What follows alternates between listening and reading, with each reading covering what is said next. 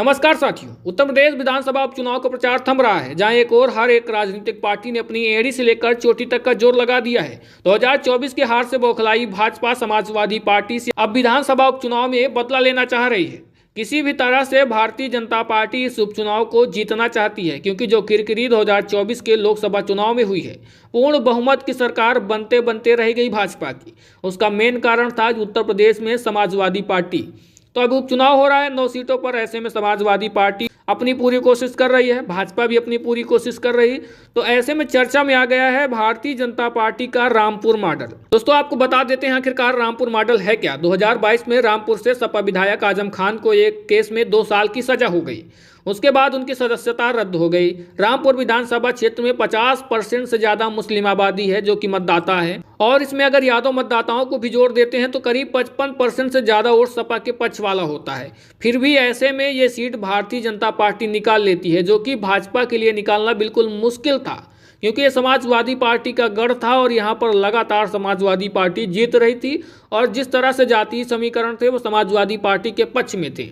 तो अब वही रामपुर मॉडल सुनने में आया है कि भारतीय जनता पार्टी सीसामऊ और कुंदरकी जो मुस्लिम बहुल सीटें हैं इन पर करने वाली है। असर तो थोड़ा थोड़ा इसका कटेहरी और करहल में भी देखने को मिल सकता है, लेकिन जो हाईलाइट सीटें हैं सीसामऊ और कुंदरकी, जहां पर रामपुर मॉडल की चर्चा की जा रही है कि भारतीय जनता पार्टी रामपुर मॉडल को यहां पर अप्लाई कर सकती है, क्योंकि ये मुस्लिम बहुल सीटें हैं। विस्तार से आपको बताते हैं आखिरकार रामपुर मॉडल में क्या हुआ था, लेकिन उससे पहले आपको बता दें कि आखिरकार अखिलेश यादव ने क्या कुछ कहा है। तो वहीं अखिलेश यादव ने एक पोस्ट करते हुए कहा कि ये जो युद्ध स्तरीय तैयारी चल रही है उसे चीन की सीमा समझने की भूल न करें। ये तो उत्तर प्रदेश की कुंदरकी है, जहां विधानसभा का उपचुनाव है। दरअसल भाजपा राज में चुनाव को लेकर इतनी बड़ी धांधली हो रही है कि उत्तर प्रदेश की जनता का कानून व्यवस्था से एतबार उठ गया है। इसलिए जनता का विश्वास जीतने के लिए दल बल की परेड कराई जा रही है। वैसे मीडिया का मानना यह है कि मन से डर निकालने की नहीं, मन में डर डालने की प्रक्रिया लग रही है, जिससे सत्ता दल को चुनाव में बल मिले और जनता कम से कम वोट डालने के लिए बाहर निकले, जिससे चुनावी घोटाला करने में आसानी हो और घोटाले के गवाह भी कम हो सके। लेकिन इस सबसे बाद भी जनता ने ठान लिया है कि वो बाहर आएगी, भाजपा को हटाने के लिए वोट करेगी।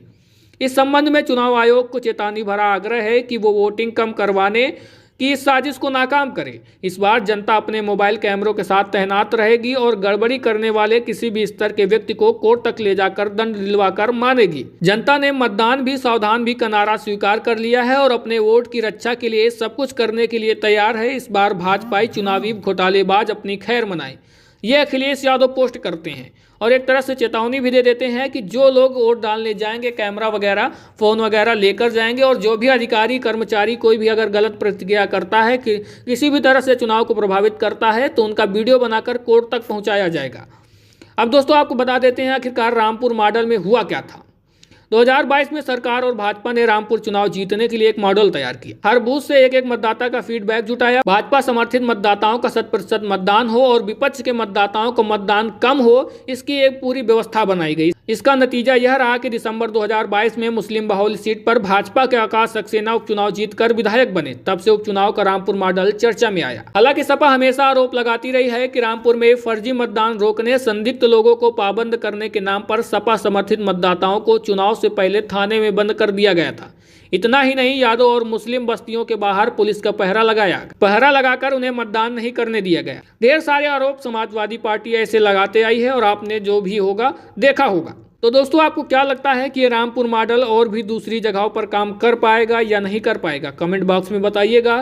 क्या इस बार लोग जागरूक रहेंगे? तो दोस्तों, सच्ची और सही खबरें दिखाना बहुत ही कठिन काम है, तो हमारी हौसला अफजाई के लिए वीडियो को लाइक, शेयर और चैनल को सब्सक्राइब जरूर कर लीजिएगा। मिलते हैं फिर अगली वीडियो में।